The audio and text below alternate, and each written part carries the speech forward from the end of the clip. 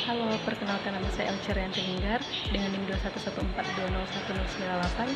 Saya dari kelas Strategi Fakultas Keperawatan semester 2 dan saat ini saya akan menjelaskan mengenai konsep dan urgensi pendidikan Pancasila serta konsep dan urgensi Pancasila sebagai dasar negara. Urgensi pendidikan Pancasila.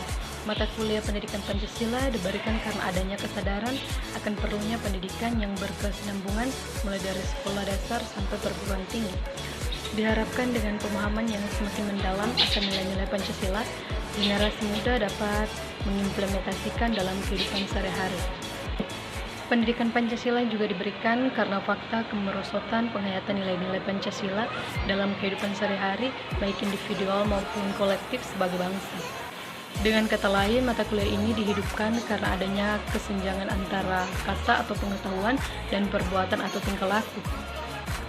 Kemerosotan penghayatan nilai-nilai Pancasila dapat disaksikan di semua bidang kehidupan, dari semua kelas sosial dan di hampir semua profesi.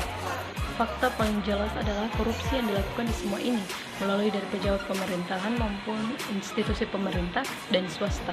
Catatan Kementerian Dalam Negeri Republik Indonesia menyebutkan bahwa dalam kurun waktu tahun 2005 sampai 2013 ada 277 gubernur, wali kota, dan bupati yang terlibat korupsi.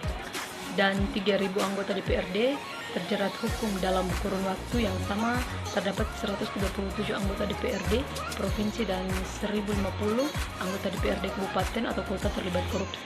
Urgensi Pancasila sebagai dasar negara. Insinyur Soekarno menggambarkan urgensi Pancasila secara ringkas tetapi meyakinkan. Pancasila adalah Weltanschauung, satu dasar falsafah dan juga satu alat pemersatu bangsa yang juga pada hakikatnya satu alat mempersatukan dalam perjuangan melenyapkan segala macam penjajahan terutama imperialisme. Memahami urgensi Pancasila sebagai dasar negara bisa menggunakan dua pendekatan, yaitu pendekatan institusional dan pendekatan sumber daya manusia.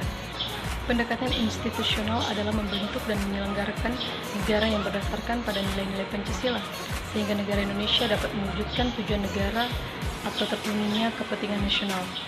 Sementara itu, pendekatan sumber daya manusia terdapat pada dua aspek, yaitu orang-orang yang menjalankan pemerintahan dengan cara melaksanakan nilai-nilai Pancasila secara murni dan konsekuen di dalam mengemban tugas dan bertanggung jawab, sehingga kebijakan negara akan menghasilkan kebijakan yang mengedepankan kepentingan rakyat. Urgensi Pancasila sebagai dasar negara yaitu yang pertama agar para pejabat publik dalam menyelenggarakan negara tidak kehilangan arah, yang kedua agar partisipasi aktif seluruh warga negara dalam proses pembangunan dalam berbagai bidang kehidupan bangsa dijiwai oleh nilai-nilai Pancasila. Dengan demikian, pada gilirannya nanti cita-cita dan tujuan negara dapat diwujudkan sehingga secara bertahap dapat diwujudkan masyarakat yang makmur dalam keadilan dan masyarakat yang adil dalam kemakmuran. Nah, itulah penjelasan dari saya. Semoga dapat bermanfaat dan dapat dimengerti. Terima kasih. Oke teman-teman, di saat ini saya akan mempromosikan kampus saya yaitu Universitas Pembangunan Indonesia Manado yang biasa kita kenal dengan UNPI Manado. Kampus kita mempunyai 6 program studi. Yang pertama, Fakultas Keperawatan, kedua Fakultas Pertanian, ketiga Fakultas Ilmu Sosial dan Politik, keempat Fakultas Hukum, kelima Fakultas Teknik, dan keenam Fakultas Sastra. Jika Anda masih bingung mencari tempat kuliah, mari bergabung bersama kami di Universitas Pembangunan Indonesia Manado. Terima kasih.